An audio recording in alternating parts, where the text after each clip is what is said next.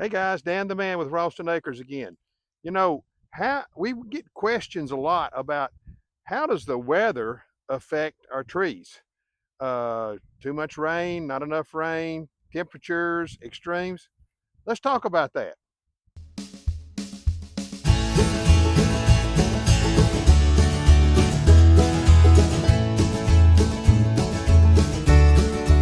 Let's talk about the weather. In here in Northwest Georgia, we have weather that changes all the time. If you don't like the old saying is, if you don't like the weather that we're having today, just wait till tomorrow. It'll change.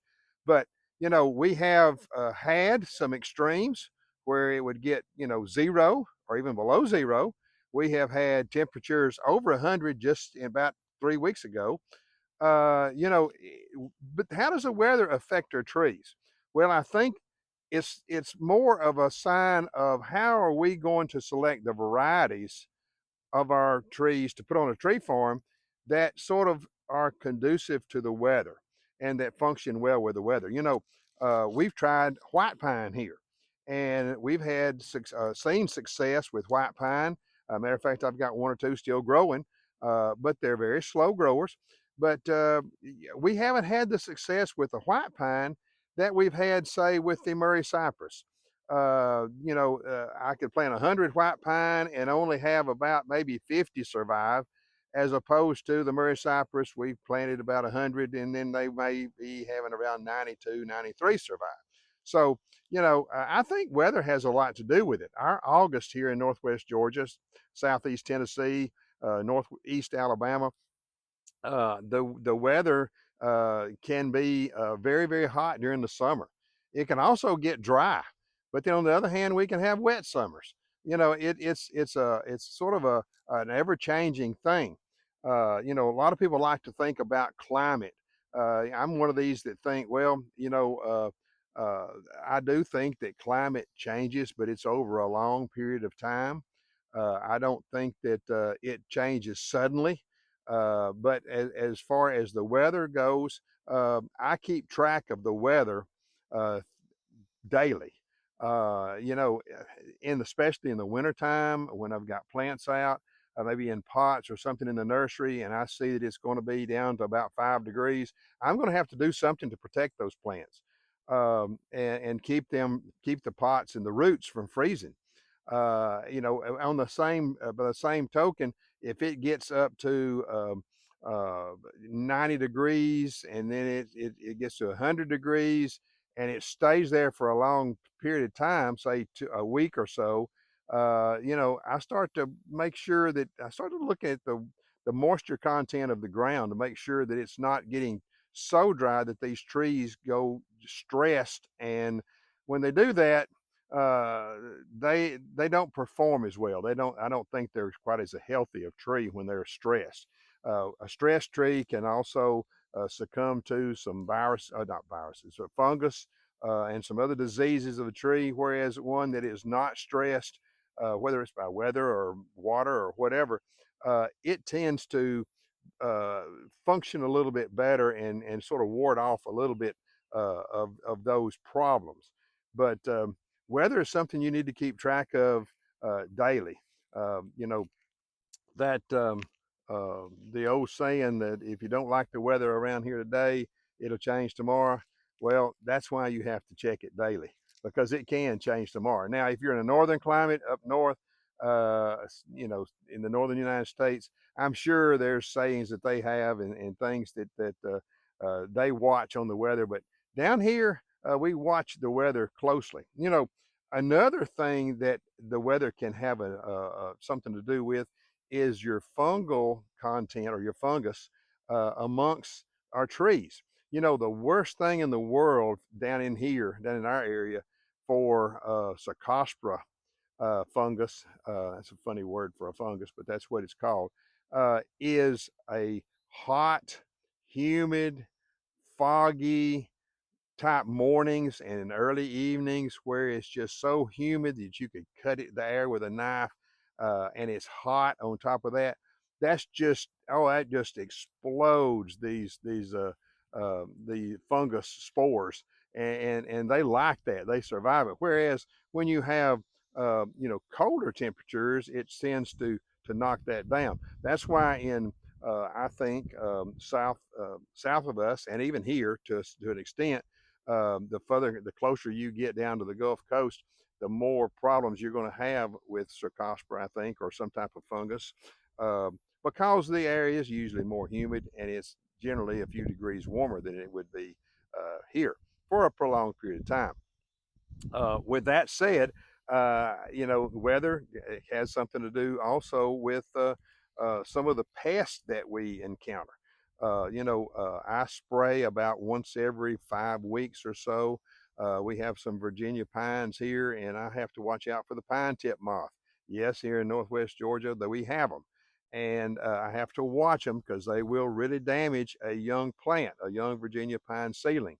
And so I try to do that. Now, the growth cycle of these pests can be affected by the weather.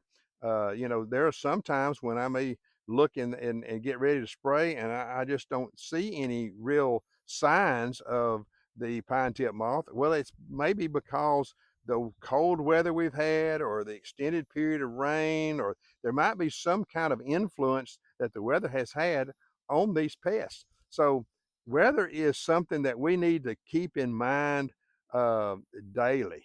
And I check it about every day, not just to keep from getting wet or getting too cold or too hot, but to understand how it's going to affect the growth cycle of our trees.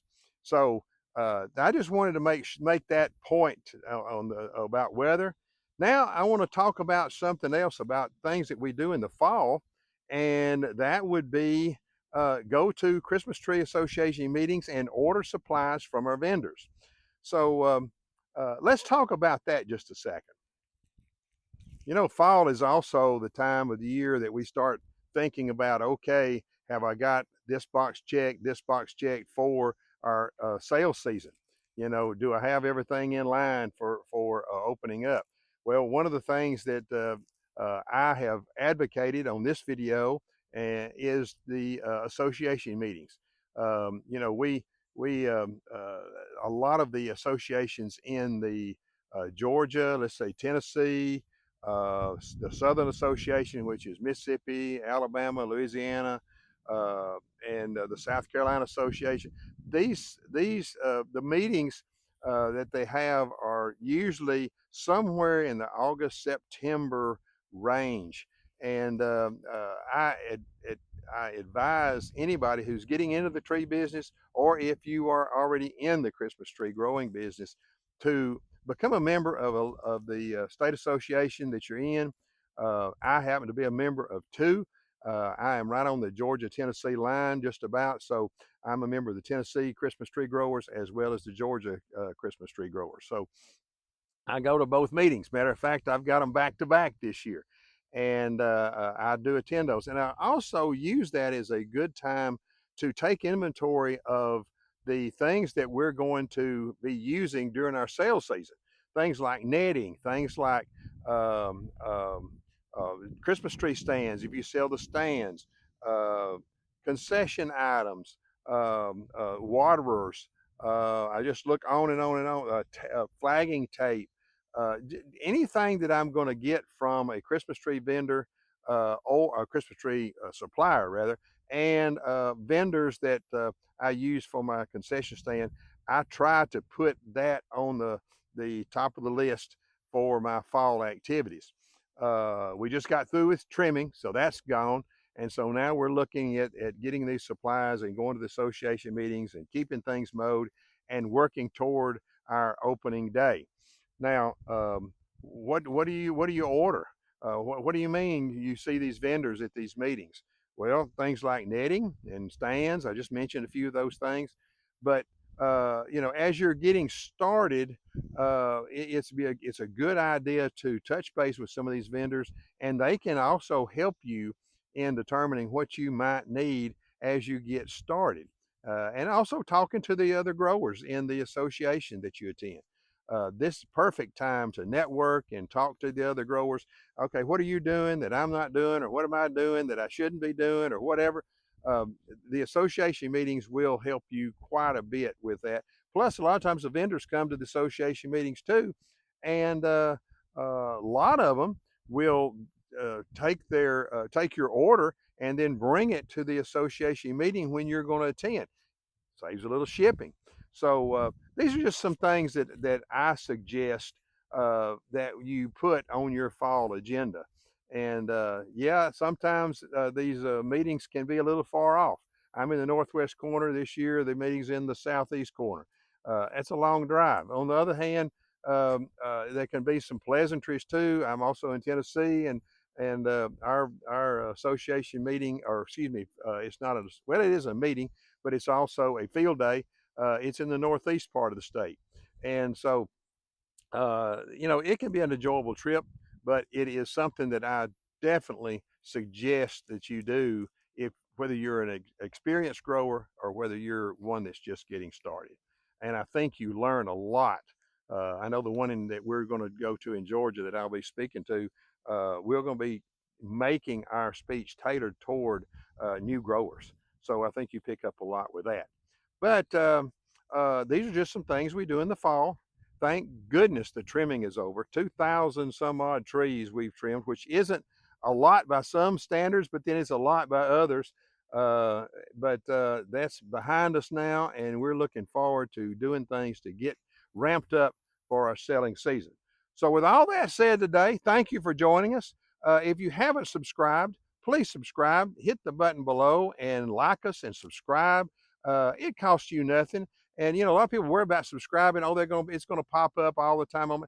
No, it doesn't. It helps me, uh, and it also doesn't cost you a penny, and it helps me with our ongoing process of getting this video out to other people. So feel free to share it, and we want to thank you for watching today, and we'll see you next time on Farming Around the Christmas Tree.